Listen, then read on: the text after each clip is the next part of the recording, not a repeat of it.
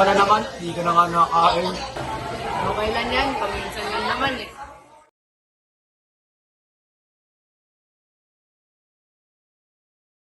Ano yun? Hala ka! Loko ka talagang bata ka, Clyde! Kung ang mama mo.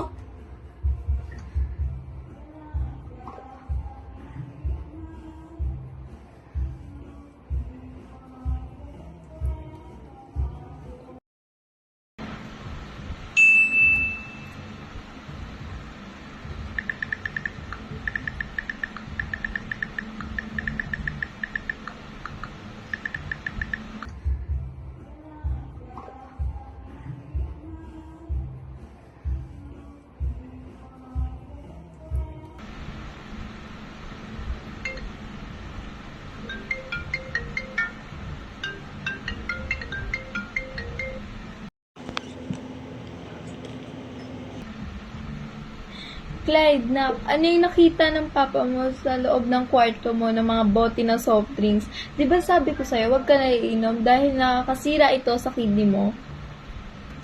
Ma, baka di naman ako At nagsisinungaling ka pa talaga? Humanda ka sa papa mo pag uwi mo. pa naman yan. Nahuhuli pa.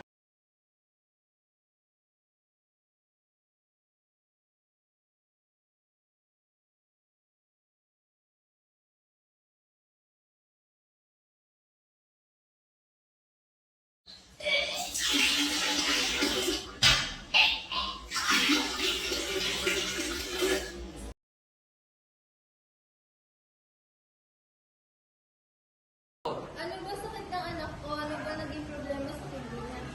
Nagkaroon siya ng komplikasyon sa kidney niya. Kailangan ng tanggalin yung kidney. Dok, bakit naman? Ba't naman tatanggal yung kidney ko?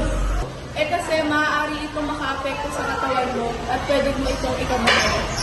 Baka may grupong paraan para magamot ang kanyang sakit sa kidney. Wala na talagang ibang paraan. Kailangan ng operahan ng